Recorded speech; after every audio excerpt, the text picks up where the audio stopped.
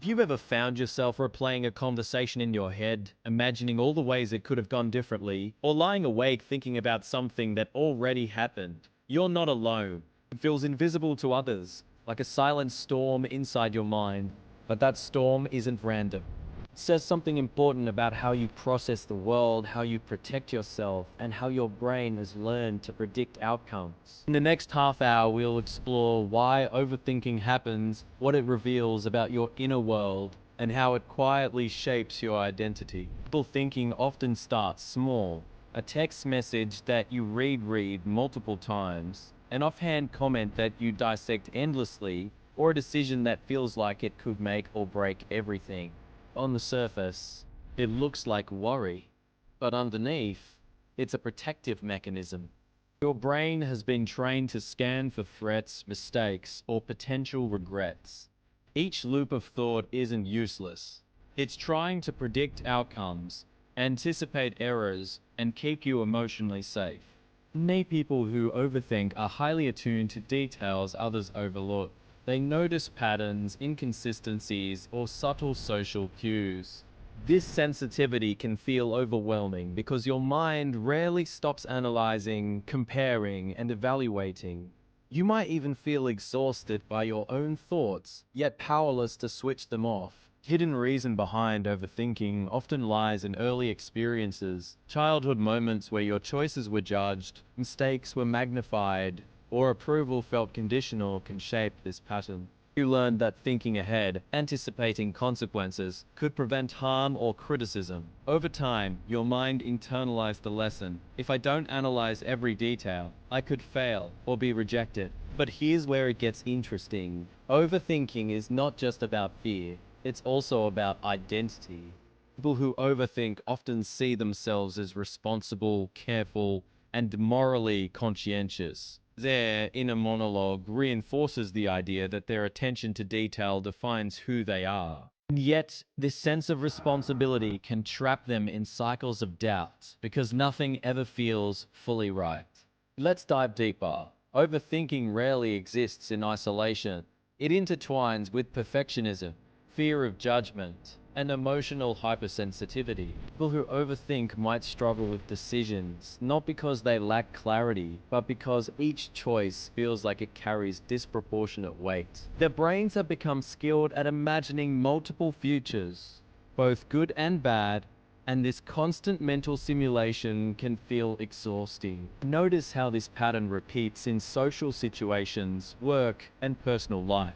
Minor misunderstanding with a friend might turn into hours of analysis, replaying words, interpreting tones, and imagining worst-case scenarios. Your brain is doing its job, keeping you safe, predicting threats, and maintaining emotional equilibrium. Problem is that it often overestimates the danger, creating loops of thought that feel inescapable. Now, consider how overthinking shapes identity. Teaches subtle lessons about control, safety, and self-worth. You might feel that being cautious or hyper-aware is a personal strength, even as it isolates you from spontaneity or emotional freedom. Overthinking also reinforces self-doubt. Every decision becomes a mirror reflecting insecurities, fears, or past wounds. And yet, overthinking isn't inherently negative. It can signal empathy, awareness, and a strong sense of responsibility. People who overthink often excel at noticing what others miss. They can anticipate social nuances, foresee potential challenges, and plan meticulously. Challenge is not eliminating the habit, it's understanding it, observing it, and seeing how it interacts with identity and behavior. Let's look at real-life examples. Overthinkers might reread text repeatedly, wondering if tone or meaning was misinterpreted. Stay silent in meetings, then mentally replay interactions for hours. Hesitate on decisions, fearing they'll make the wrong choice. Obsess over past conversations, imagining how they could have acted differently. Each behavior reflects the brain's attempt to protect, anticipate, and evaluate. Emotional driver is usually subtle. Fear of regret, concern about others' opinions, or desire for emotional safety. You're not weak or broken. You're highly attentive to patterns, probabilities, and consequences. And here's the revelation many people miss. Overthinking is not about indecision. It's about identity and emotional calibration. Your brain is signaling, I care, I notice, I want to get this right. The loops of thought aren't mistakes. They are messages about what matters most to you. Recognizing this shifts perception. The habit isn't a flaw. It's a lens into your values, priorities, and fears. And understanding this gives subtle control. You start to notice when overthinking serves you and when it traps you. Becomes a form of self-awareness, not a source of shame.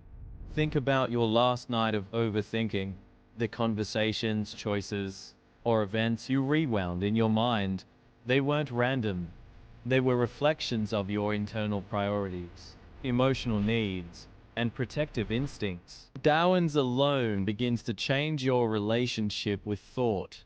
You can watch your mind in motion, understand its logic, and observe patterns without judgment. Do thinking doesn't need to disappear.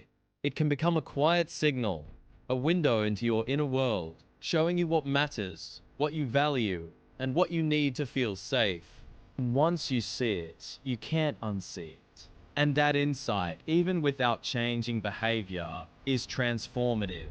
Next time you catch yourself analyzing, replaying, or imagining every possibility, pause and recognize the pattern. It's not random, it's not weakness. It's part of how your mind navigates the world, anticipates risks, and interprets meaning. Both thinking is a mirror reflecting your inner landscape, and understanding that mirror is the first step to truly seeing yourself. If this exploration resonated with you, there's more to uncover in the patterns of human behavior, personality, and identity. Awareness alone is the beginning of understanding.